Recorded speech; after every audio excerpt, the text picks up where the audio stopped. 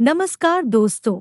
इस वीडियो में हम डिस्कस करेंगे कि लिपिरोज एफ टैबलेट का उपयोग किन कंडीशंस में किया जाता है, लिपिरोज एफ टैबलेट को कैसे लेना चाहिए और लिपिरोज एफ टैबलेट की वजह से क्या साइड इफ़ेक्ट्स हो सकते हैं। और यह भी डिस्कस करेंगे कि लिपिरोज एफ टैबलेट को लेते समय क्या-क्या सावधानियां रखनी चाहिए। लिपिरोज एफ एक ब्रांड नेम है। लिपिरोज एफ टैबलेट के अंदर दो दवाओं का कॉम्बिनेशन होता है। लिपिरोज एफ टैबलेट के अंदर सॉल्ट कंपोजिशन रोसुवेस्टेटिन और फिनोफाइब्रेट होता है। लिपिरोज एफ टैबलेट का उपयोग शरीर में कोलेस्ट्रॉल की मात्रा को कम करने के लिए किया जाता है। लिपिरोज एफ टैबलेट शरीर में बैड कोलेस्ट्रॉल के लेवल को कम करती है और शरीर में गुड कोलेस्ट्रॉल के लेवल को बढ़ाती है। बैड कोलेस्ट्रॉल को एलडीएल या लो डेंसिटी लिपोप्रोटीन कोलेस्ट्रॉल भी कहते हैं और गुड कोलेस्ट्रॉल को एचडीएल या हाई डेंसिटी लिपोप्रोटीन कोलेस्ट्रॉल भी कहते हैं। इसके अलावा लिपिरोज एफ टैबलेट ट्राइग्लिसराइड्स के लेवल को भी कम करती है।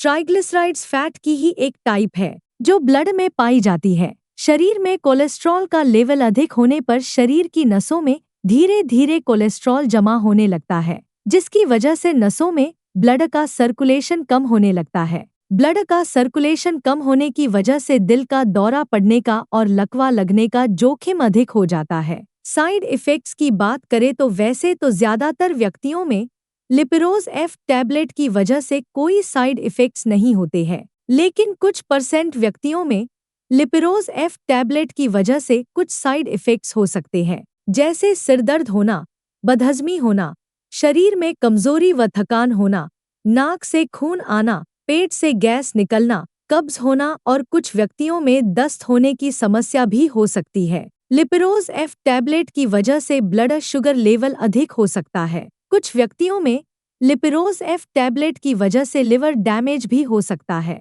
इसके अलावा लिपिरोज एफ टैबलेट की वजह से शरीर की मांसपेशियों में दर्द, जोड़ों में दर्द और कमर में दर्द आदि साइड इफ़ेक्ट्स भी लिपिरोज एफ टैबलेट की वजह से हो सकते हैं। अगर आपको लिपिरोज एफ टैबलेट को लेने के बाद शरीर की मांसपेशियों या जोड़ों में बहुत तेज दर्द होता है, तो आपको तुरंत ही डॉक्टर से परामर्श लेना चाहिए, क्योंकि ये लक्षण रैब्डोमायोलिसिस के भी हो सकते हैं। रैब्डोमायोलिसिस एक ऐसी कंडीशन है जिसमें मांसपेशियों के टिश्यू डैमेज हो जाते हैं। मांसपेशियों के टिश्यू डैमेज होने की वजह से मांसपेशियों से मायोग्लोबिन नाम का एक प्रोटीन निकलता है जो ब्लड में मिल जाता है, जिसकी वजह से किडनी भी डैमेज हो सकती है। वैसे रैब्डोमायोलिसिस होने की संभावना बहुत ही कम होती है, लेकिन कुछ व्यक्तियों में लिपिरोज एफ टैबलेट की वजह से रैब्डोमायोलिसिस भी हो सकता है। अब हम डिस्कस करेंगे कि लिपिरोज एफ टैबलेट को कैसे लेना रिकमेंडेड होता है।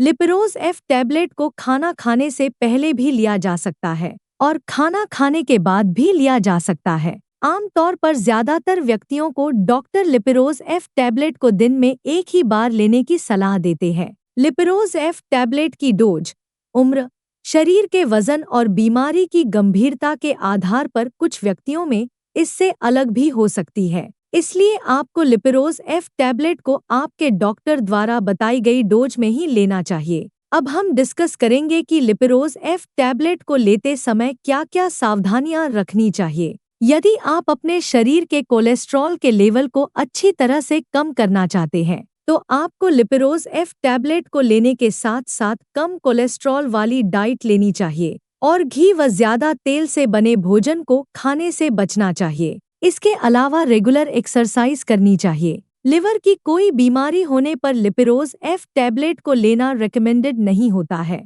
प्रेग्नेंट महिलाओं और स्तनपान करा रही महिलाओं के लिए लिपिरोज एफ टैबलेट का सेवन करना सुरक्षित नहीं है। इसलिए प्रेग्नेंट महिलाओं और स्तनपान करा रही महिलाओं को डॉक्टर की सलाह के बिना लिपिरोज एफ टैबलेट को नहीं लेना चाहिए। वीडियो को देखने के लिए आपका धन्यवाद। अगर आपको वीडियो पसंद आया तो प्लीज़ वीडियो को लाइक कर देना, चैनल को सब्सक्राइब कर लेना और अगर आपका लिपिरोज एफ टैबलेट से संबंधित कोई प्रश्न है तो आप कमेंट करके पूछ सकते हैं।